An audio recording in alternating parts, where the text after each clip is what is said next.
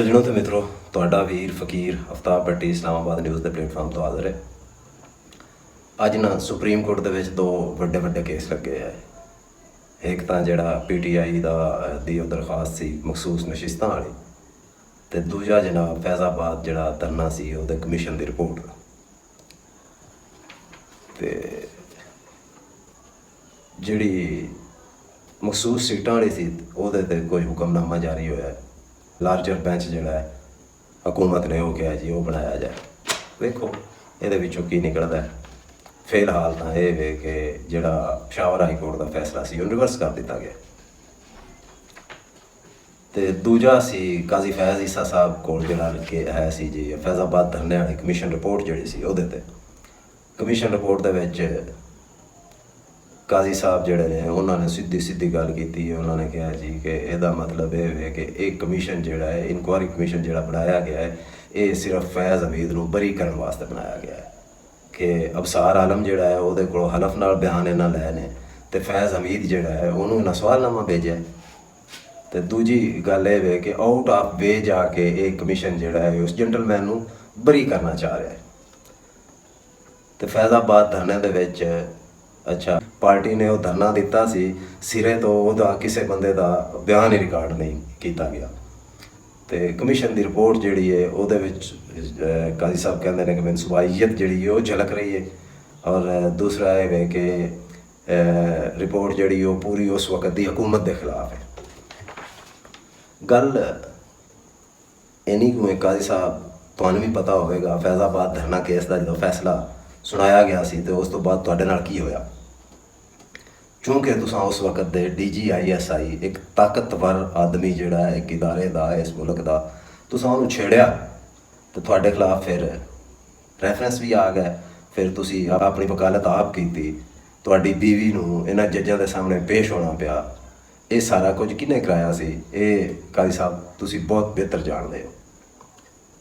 ਤੇ ਹੁਣ ਵੀ ਜੋ ਹੋ ਰਿਹਾ ਹੈ ਉਹ ਕੌਣ ਕਰਾ ਰਿਹਾ ਹੈ ਔਰ ਪਿੱਛੇ ਮਾਜ਼ੀ ਵਿੱਚ ਵੀ ਜੋ ਹੁੰਦਾ ਰਿਹਾ ਹੈ ਉਹ ਕੌਣ ਕਰਵਾਉਂਦਾ ਰਿਹਾ ਹੈ।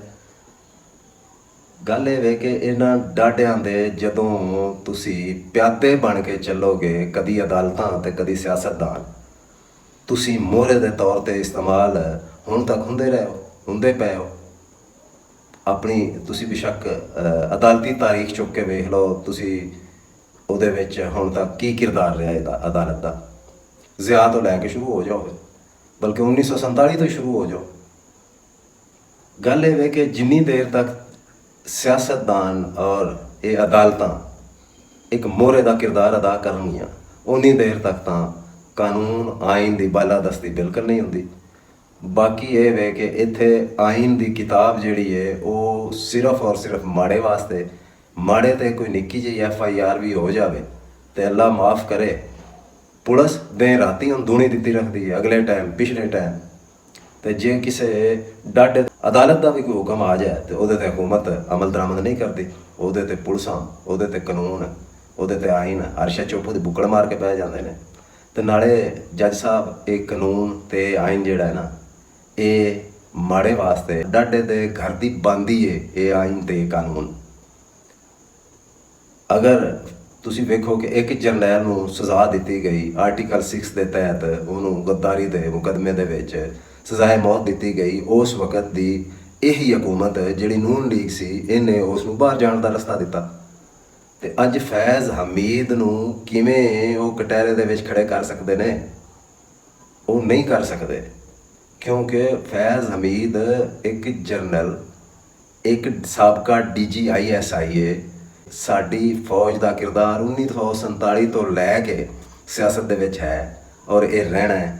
ਔਰ ਇਹ ਪੂਰੀ ਦੁਨੀਆ ਦੇ ਵਿੱਚ ਜਿਹੜਾ ਵੇ ਉਹ ਸਟੈਬਲਿਸ਼ਮੈਂਟ ਉਹ ਕਿਰਦਾਰ ਹੁੰਦਾ ਹੈ। ਸਿਰਫ ਇਹ ਵੇ ਸਾਡੇ ਕੋਲ ਥੋੜ੍ਹਾ ਜਿਹਾ ਬੜਾ ਕਿਰਦਾਰ ਹੈ ਤੇ ਇੰਟਰਨੈਸ਼ਨਲ ਲੈਵਲ ਤੇ ਥੋੜ੍ਹਾ ਜਿਹਾ ਘੱਟ ਕਿਰਦਾਰ ਹੈ ਇਹਨਾਂ ਦਾ। ਬਾਕੀ ਏਜੰਸੀਆਂ ਦਾ ਕਿਰਦਾਰ ਤਾਂ ਹੁੰਦਾ ਹੈ, ਹਕੂਮਤਾਂ ਢਹਿਣ 'ਚ ਵੀ ਤੇ ਹਕੂਮਤਾਂ ਬੜਾਉਣ 'ਚ ਵੀ।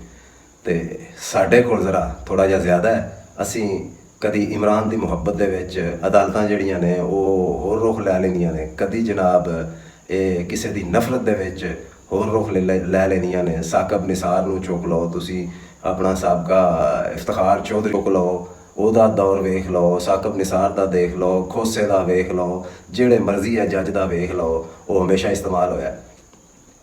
ਸਿਆਸਤਦਾਨ ਜਿਹੜੇ ਨੇ, ਕਦੀ ਇਮਰਾਨ ਇਸਤੇਮਾਲ ਹੋਇਆ ਤੇ ਕਦੀ ਜਿਹੜੇ ਨੇ ਗੰਜੇ ਇਸਤੇਮਾਲ ਹੋਏ ਤੇ ਕਦੀ ਜਿਹੜੀ ਉਹ ਪੀਪਲਸ ਪਾਰਟੀ ਵੀ ਇਸਤੇਮਾਲ ਹੋਈ ਹੈ। ਜ਼ਰਦਾਰੀ ਸਾਹਿਬ ਦੀ ਮੁਫਾਹਮਤ ਦੀ ਜਿਹੜੀ ਸਿਆਸਤ ਹੈ ਨਾ, ਉਹਦੇ ਵਿੱਚ ਪੀਪਲਸ ਪਾਰਟੀ ਵੀ ਕਾਫੀ ਦੇ ਜਿਹੜੀ ਹੈ ਨਾ ਉਹ ਗਰਕ ਹੋ ਚੁੱਕੀ ਹੈ। ਔਰ ਮੁਫਾਹਮਤ ਬਹਰਹਾਲ ਮੈਂ कहना कि अज भी अगर काजी साहब ने गल की है तो ये जमहूरीयत की जित है, ये आइन की जित है। लेकिन ये वे कि वक्त के नाल कहते हैं ना कि दरिया नूं सिद्धियां पार करने की बजाय दरिया दियां तेज़ लहरां जिहड़ियां ने उन्हां दे नाल कुछ दूर तक बहना चाहिए, ताकि तुसी वो तेज़ जिहड़ी लहर है उसनूं तुसी कट करके ते अपने मंजिल ते पहुँच जाओ।